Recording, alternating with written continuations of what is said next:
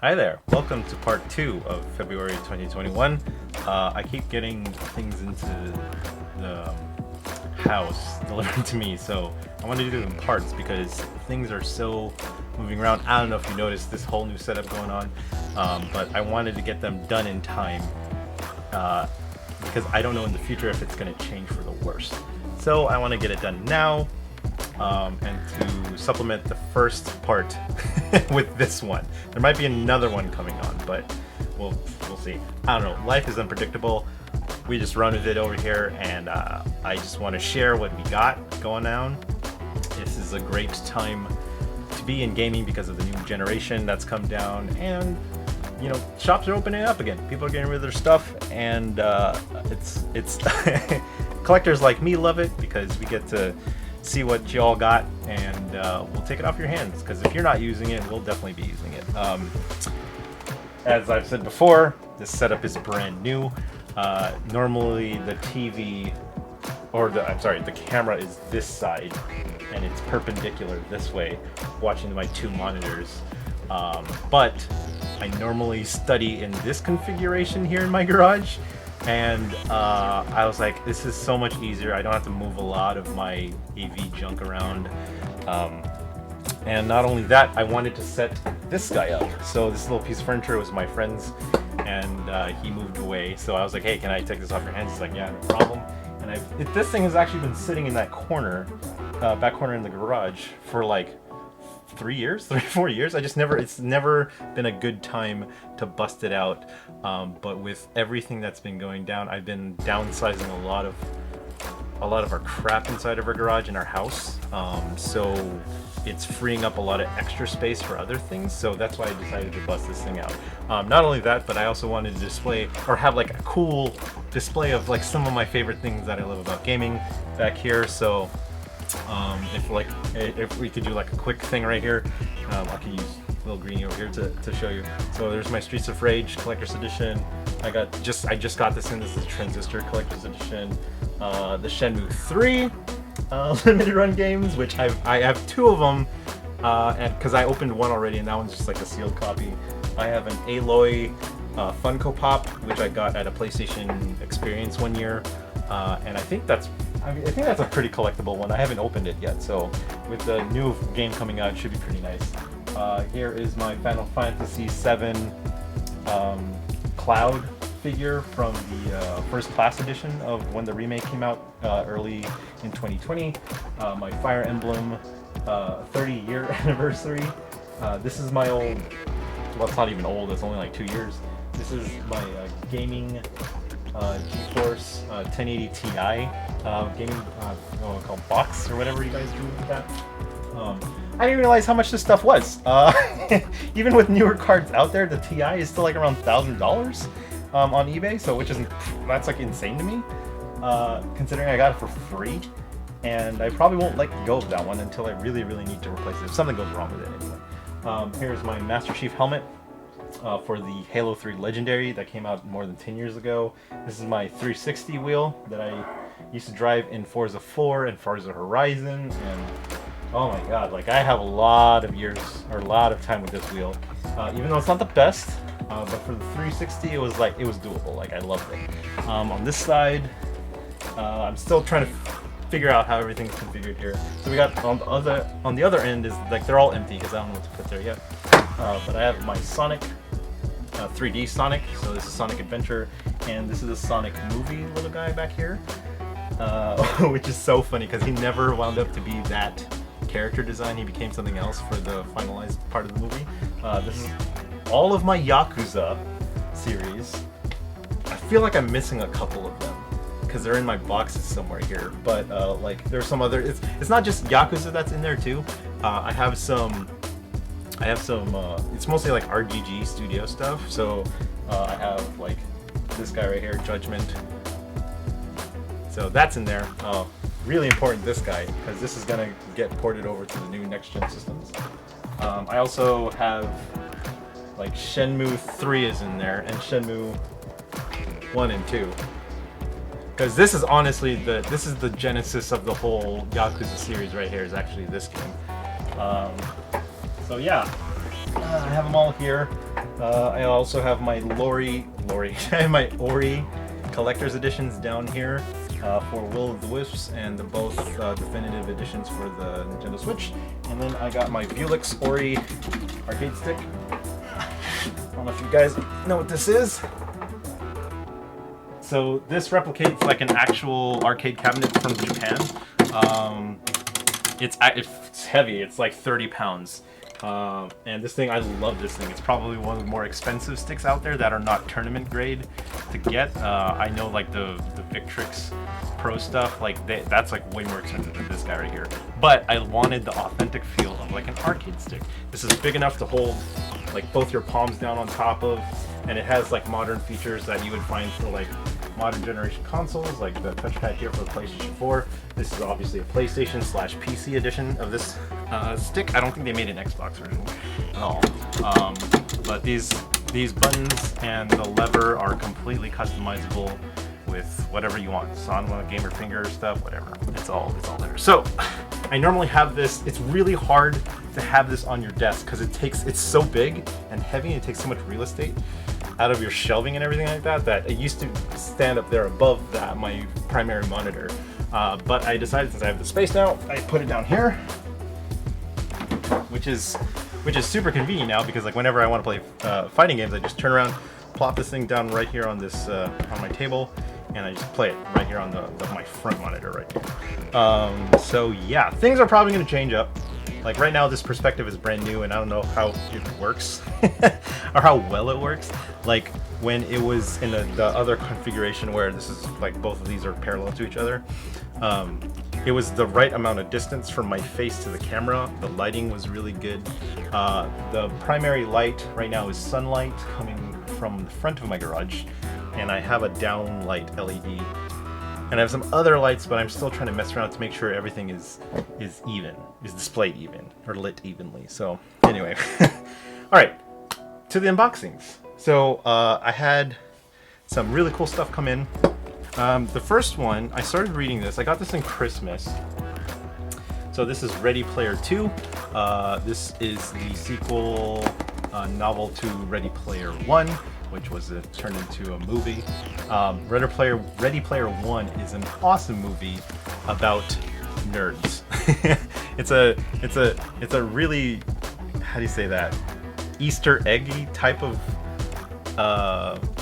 movie that like references nerd culture and digital video games and all this type of thing. It's really neat if you ever get to see the movie. The movie's cool. But it's better if you read the book first, because all of the little like mentions, or how do you say it, like all the references to all video game culture and nerdom come out in the book, and like you only have so much time to express that kind of thing in a movie, so a lot of it was cut down. So read the book first if you can, because it's really awesome, or like listen to it from like an audiobook or something like that, and then watch the movie, and then the movie will be just as good. If you go into the movie raw and like don't know anything about the characters or what they're talking about, like it's gonna sound really stupid. So yeah, so this is the sequel to it. I heard it's okay. But yeah, I want to delve more into this guy, and I'll let you know. I just finished another book, so I'm trying to get through other books as quickly as possible. Another book that I finished, or that I got recently, is Halo First Strike. The first book I finished this year was Halo Fall of Reach, which was awesome. Holy crap, why didn't I not read the Halo novels before? Like the first book went into the Fall of Reach book went into like the origin of Master Chief and how he got his suit and Blue Team and the planet of Reach, and how humanity was the first fights of humanity versus like the Covenant forces. And it goes into like how badass Captain Keyes was and his space battles. Like, you know, when you read it, you see the UNSC spaceships fighting this Covenant juggernaut basically, and how they learn how to survive. And Captain Keyes is integral in how the survival of the human race persists through the universe, and it's incredible. Like, that's why that was so good. I picked up this guy, First Strike, and it's written by Eric Nyland, which is the same author that wrote Fall of Reach. So I can't wait to get into this. There's other ones out there like the Cole Protocol and what's the other one? There's like the Flood is one of them too. There's also later on stories that are created after the first game released, or I'm sorry, after the fourth game released, and so they go more in depth into well, I don't want to spoil a lot of it, but like the origins of humanity and life in the universe and how it ties into the later games. So I'll jump into those ones eventually, but I'm starting off with these two for now. Trying to get more reading into my schedule. Okay, I'm really trying. All right, what else did I got here? So this was part of my half-price books purchase. Another one that I got out there for the Dreamcast was Test Drive LeMans. I always wanted to play this one, but it was always too expensive. Like, I remember like this was $60, and I was like, dude, it's either this or Jet Grind Radio, and I chose Jet Grind Radio because it was like a system-defining kind of game. Because they had Test Drive LeMans 24 hours on PlayStation 2, and I was like, yeah, I'll get that on there.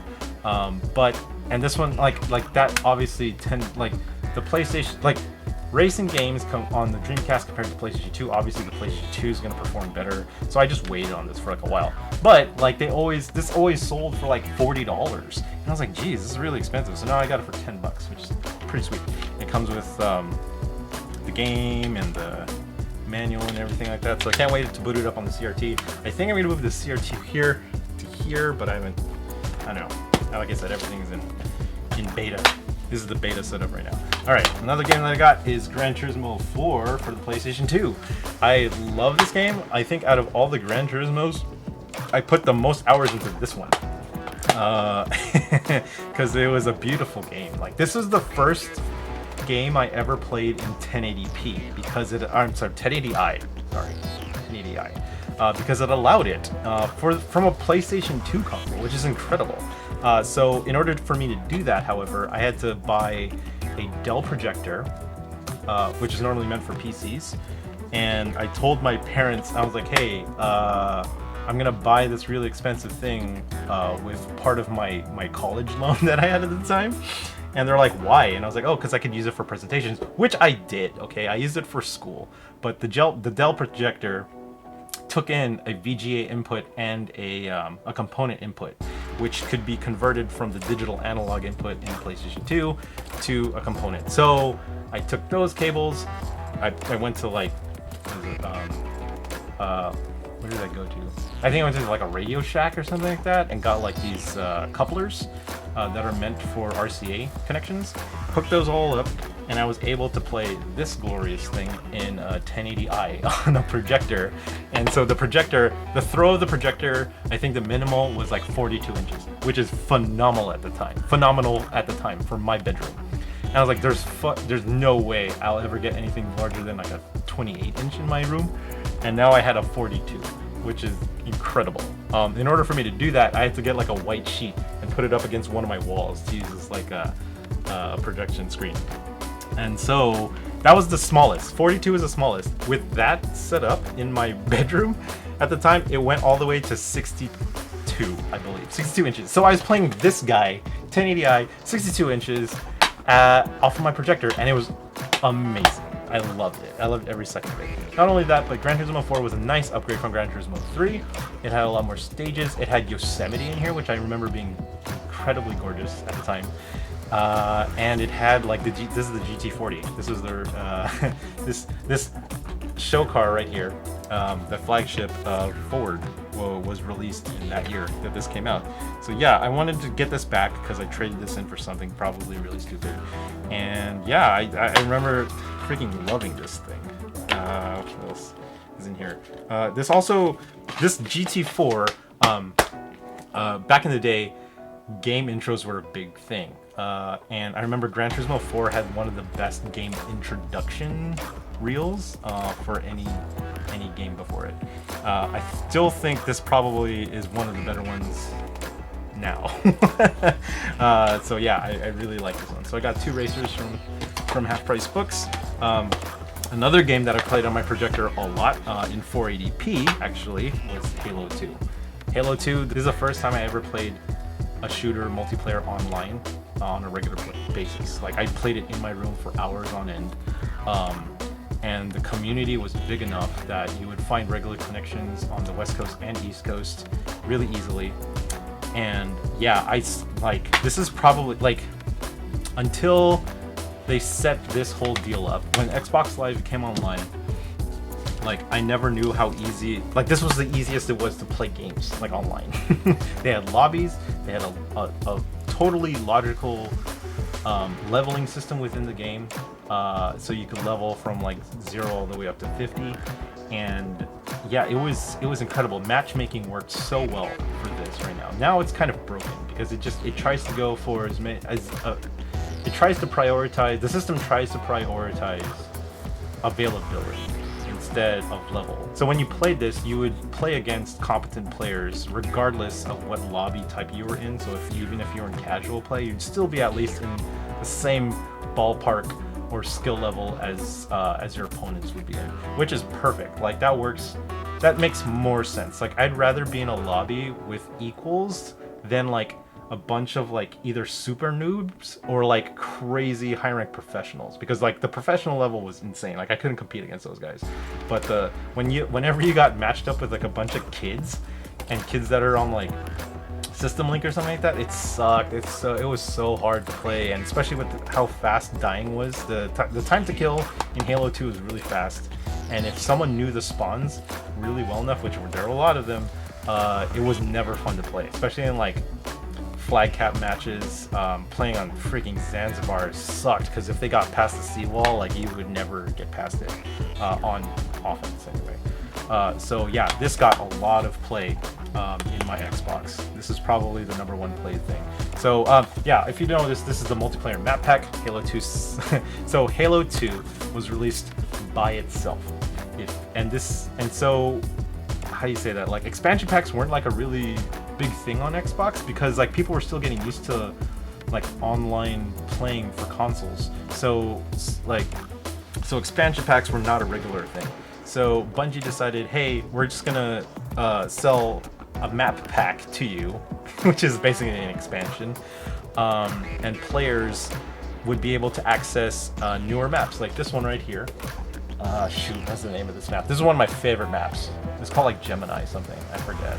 But this was like a really good asymmetric one flag CTF kind of map. And yeah, like, but so the problem is when you introduce something like this is that it split the player base on people that had the multiplayer map pack and those that didn't, which it's okay to look at it now because the population for Halo is so big back then that you were able to do that. But in retrospect now, if you try to do this with like say the MCC, it's not going to work out too well. So that's why they prioritize accessibility to different players instead of like the skill level.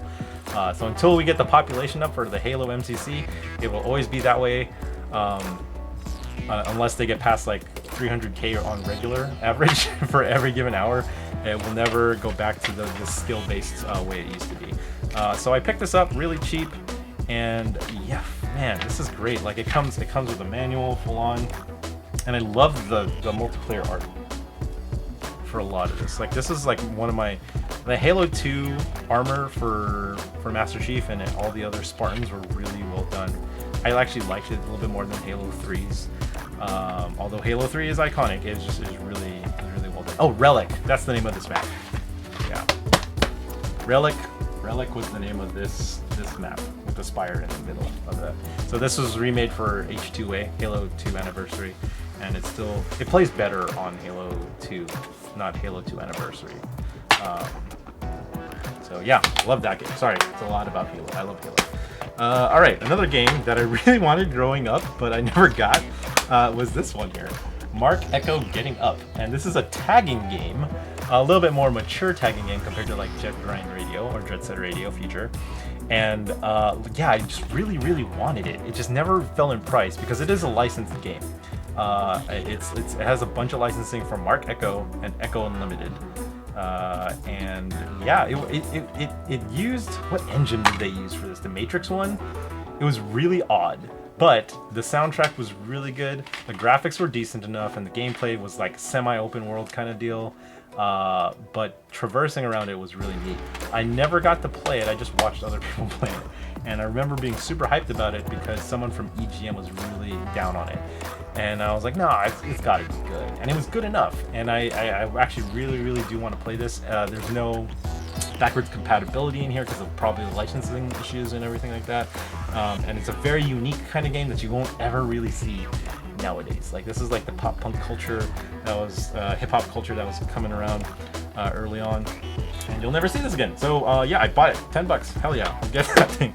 All right, another one. So I got the Gears of War 360 controller. So I was like, holy crap! They had like a bunch of Reach controllers, and the Reach controllers were cool. Those came packed in when Halo Reach came out. But they had this one, and the reason why I chose this one over the other one, so this is the Gears of War controller. I like this one because it's the same as my silver, black and white monochrome 360 controller. This one has the toggle D-pad right there. It also has the Gears of War Crimson logo. Yeah, and like the sticks are pretty good on this one. I need to really clean this up. It's really bad. I don't like the battery pack is from some other controller. It's different colored red. It's not as dark, but it is clean on the inside, so that's good. I have yet to try this out. I always wanted this one. I think this is when Gears of War 3 was coming out, and I always loved this. This is my favorite controller of all time. It's the one with the spinning D-pad. So I was like, yep, I'm buying that thing. Done and done. So yeah, gotta clean that guy up, but it's gonna see a lot of play. It's gonna see a lot of play. I just finished Gears Tactics, and that is a fantastic strategy game if you ever like strategy games in general. It is a perfect complement to the Gears universe, as it explains what happens with Kate Diaz's dad, as he is the main character of Gears Tactics. Gabe is an awesome addition, and I wish they went more into his character, if anything. Oh yeah, okay. So, and yeah, Gears Tactics is fantastic. Graphics are amazing. I played it on my PC on an ultra wide screen at 1440p. It caps. I don't know what the cap is because I what do you call it? I frame capped it at around 100 frames, 90 frames, something like that. So, but it looks phenomenal. Like, man, and the strategy is so perfectly thought out for the Gears universe. It blows my mind. I was like, how the hell are you going to take this violent third-person shooter and put it into like a strategy game? It's like, it shouldn't make any sense, but it does. Like, it's crazy how well it does.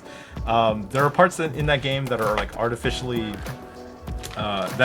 make the game longer, which kind of suck. And there's only like so many bosses in the game. But overall, like, it is a fantastic title, and if you're like into those kinds of games, like XCOM or whatever, like that is one to actually really delve into. All right, so yeah, let me open this box first. So I got 2 boxes from Limited Run Games. This one is oh yeah. All right, first one, Outer Wilds. Made by Mobius, published by Annapurna, and yeah, this is not the Outer Worlds. This is more of like a Myst game or something. It's way more mysterious than like than the Outer Worlds. Outer Worlds is an RPG, strictly in this vein of Fallout and everything. This is a more like exploratory game where this game never holds your hand to tell you what's going on in it. It's incredible. The feeling of discovery in this game is really well done. The music is awesome, so that's why I bought this collector's edition from Limited Run Games. And yeah, I love how this kind of game doesn't exist too much anymore.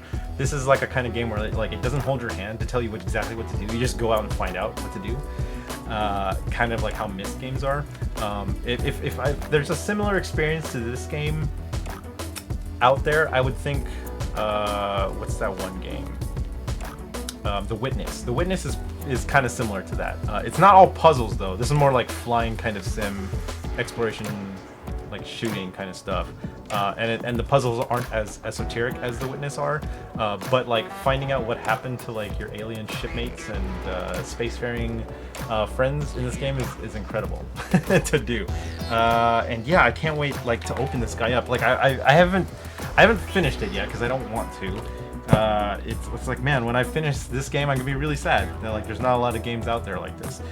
What else came around with it? But like, I wanted to have this game just to support the developers because I think it's awesome. You should play it, honestly. If it's on Game Pass, freaking play this game. If it's out there for cheap on Steam, like, buy it. If it's like $5, it's just like a no-brainer. Just buy it. And try it out. Like, this is not a lot of games come out like this anymore. So I want to put it up here. Get out of here, Aloy. It's gonna go up there somewhere. And then they also included, well, I bought these. So they're trading cards. Oh, cool, that's like a silver holographic. But it came with these plastic protectors, which I bought for my other cards that I got. And yeah, I want those to be in nice condition. Alright, so that's the first package. I know what the second one is because they flubbed my order first time around. Cool. Ooh, what is that? Ooh, that's gonna be cool. Okay, cool. All right, first thing, Panzer Dragoon for the Switch. So when my Streets of Rage 4 Collector's Edition came in, they sent me the Collector's Edition, not the Limited Edition. So I was like, that's kind of weird. And then they forgot to send this guy at the same time. So I was like, where the heck is my copy? And I had to go back and forth with their customer support. They were really friendly. And they knew kind of what was going on until they got the full picture and I had to describe it to them. So they sent this out really late. And did I pick this up already on the Switch? I forget. eShop had a sale, so I was like, maybe I should just buy it in the meantime so then I can keep this a fresh copy. So this is going to be like my third Switch game that I bought in the last month and a half. So yeah, excited to play this guy. And let's see. Oh yeah, so this is really neat.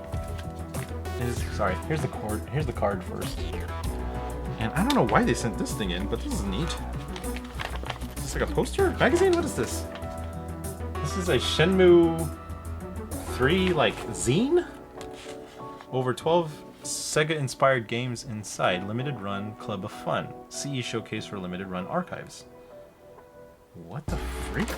What is this? Oh, it's like a poster? That's sick.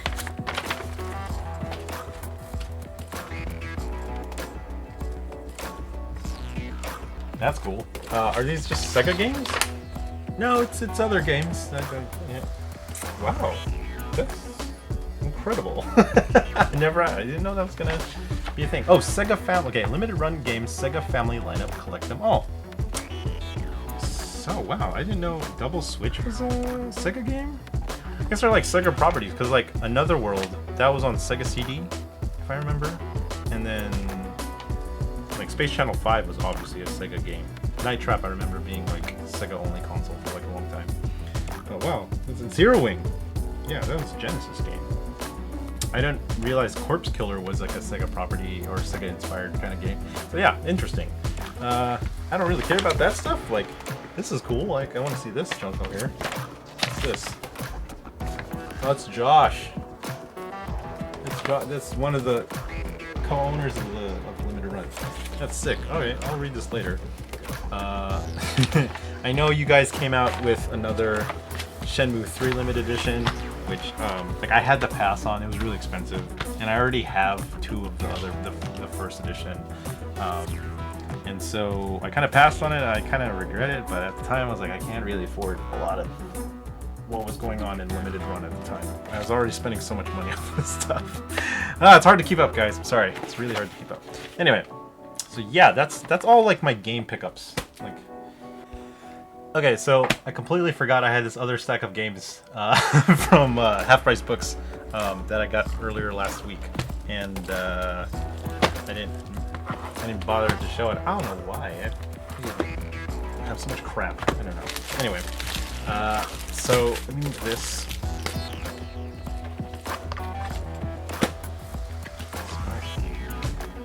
Okay, so I went to Half Price Books and I got a couple other games which I wanted, mostly Sega stuff. Let's start with this guy here. I am trying to collect all the Futuramas. This is Futurama Season 1, which I used to have, and then I don't know what the hell happened to it. I think I lent it to somebody, it just never came back. But I am ripping them on my server so that I can watch it wherever I am, on my phone or my tablet or whatever like that. And so I've ripped all of Futurama with the exception of Season 5 and 9, because I don't know if they ever released it physically on other media. I also ripped like a ton of our other DVD seasons, and now I just have like my own personal Netflix basically in the house. And so yeah, that's an ongoing thing. So as it regards to the games that I purchased, list of like some random ass games, but stuff like I've wanted to get that I've just like randomly like, yeah, like I'm not sure like why I haven't bought this game yet. So first game up for the 360 is Virtua Fighter 4. I believe this is the last one. I want to say it's the last Virtua Tennis. Did I see Virtua Fighter first? This is Virtua Tennis 4. My god. This is just a long time ago because Andy Roddick is on the cover and he's been retired for like a long time. Right there. But it has Serena Williams, Roger Federer, Rafael Nadal, and who's this? Andy Murray? Andy Murray, I think. And so, yeah, Virtua Tennis is freaking awesome. Tennis games in general are freaking awesome. I don't know how you could mess up a tennis game, but Virtua Tennis is one of the best ones. One of my favorite titles from like Dreamcast, and then for like the SNES they had like no, it was a Virtua Tennis though. Man, what was that called? It was like US Open something. But tennis games in general are freaking awesome. They never get tired. Like the gameplay is tried and true. Like it's awesome. But I loved how the Virtua Fighter series always brought like arcade elements into it. Like they're fun mini games to play, and it had star power. Recently, I know there was a group of devs that were part of this team and some other tennis game teams. They made like World Tennis something. It was reviewed all right, but I mean, they had like the superstars of tennis inside of it, so which was really neat. Who else was in here? Sharapova, Wozniacki, like they're all in this. So yeah, I should probably play this now. I think I have my 360, so I wanted to play that. I got two Wii games, Nintendo Wii games, guys. This is first one by published by Sega, Alien Syndrome, and I remember this made by Totally Games, and I hella remember this, but at the same time I was like, I don't think it's worth like $50 when it came out. This is actually a sealed copy. Like no one broke the seal off of this guy. So I was like, sick. This is $7. And it's like a shoot 'em up. It's a shmup, I think. And yeah, but we all passed on it. Well, I passed on it because it's like it's a Wii game. So I was like, I'm not gonna play that anytime soon. So yeah, cool to get this for $6. Another prolific Sega title. Rhythm game is Samba De Amigo. I love the maracas for this for the Dreamcast. Obviously they didn't have that for the Wii. They have the Wii motion controls, the Wiimotes. So they utilized that to port this game over to the Wii, which made a lot of sense. I never got to play it, but it's a Sega game, and I want Sega games all the time. And this is complete with the art and everything. Sonic Unleashed is the advertising on the back of that. That's pretty cool. So yeah, full copy of the game, $5. Cool, I'm cool with that. All right, and I got some PlayStation 3 games. My first one is a complete sealed Sega Virtua Tennis 3. So this is obviously the sequel that for Virtua Tennis 4. Same people basically on the cover with Sharapova is on this one instead. And yeah, this is complete. Like this came out in the early part of the PlayStation 3 era because like if you see there, that's the old box for PlayStation 3. Even the side binding is the old version of the packaging. All right, a couple other games which I really wanted to play. This is Alice Madness Returns, published by EA, and man, I wanted to play this game because the Alice games are completely unique. If you don't know, this is already loosely based on the old. What do you call it? What's the name of the guy? What's the name of this? American McGee stuff. So they made like a complete game world based on the Alice in Wonderland series from the books, and this is like kind of the macabre version. So this is even before Tim Burton took over and rebooted the series with Johnny Depp and everything. So like this was completely unique. Versions of this are still around for like $40 to $50. This one's only $20, but like a complete copy, which this one is, right? Yeah, it's a complete copy. Of this are still like around $40. Although you can download this now, I believe, through Game Pass or EA Play, Alice. So that's neat. You can play it digitally, but I wanted the physical version of this, specifically the 360 version. But I mean, PlayStation 3 is good enough for me. So yeah, got that one. And the last one is a title I would never really buy normally, but I was in like the buying mood, and I was like, and I'm on like this anime kick right now, so I decided to get J Stars Versus V Plus, yes, Versus Plus, whatever it's. So it's basically like what just recently came out for the last gen. It was a bunch of anime characters facing each other. It was like Naruto versus like Dragon Ball Z versus One Piece and everything like that. Same idea from like the previous generation. So this guy has, who's in here? Yotaro from freaking JoJo is in here. Dragon Ball Z. Is that Berserk in there? Yo-Yo Hakushu's in here. Gintama's in here. Kenshin is in here. Naruto, One Piece, obviously. I don't know what that one is. Who is that? Oh, that's oh my god. Who is this guy? Oh my god. It's right here. Fist of the North Star. So Fist of the North Star is in this game too. So I was like, you don't normally see this kind of game in a lot of like you know, trade-in places. You'll trade in places like GameStop, Half Price Books. You find a lot of like sports games, because that's what like everyone buys every year. But these kinds of games are completely unique. So I was like, yeah, I'll buy this one. Like no problem. And I wanted to try it out anyway. I have my PlayStation 3 hooked up, and if it's like the same fighting engine, like other previous games like of this ilk, then yeah, I'm cool with it. So no big deal. Licensed games like this are harder to find because there's so many anime properties built into this. Like these generally tend to be more expensive down the line. Like a nice JoJo for the Dreamcast is crazy expensive right now. Or the old JoJo games from this other fighting game series, I forget what it is. But those tend to be really expensive down the line.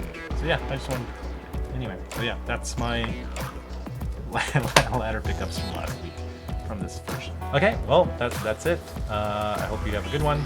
I'll see you in the next one. Take care. Later. Bye.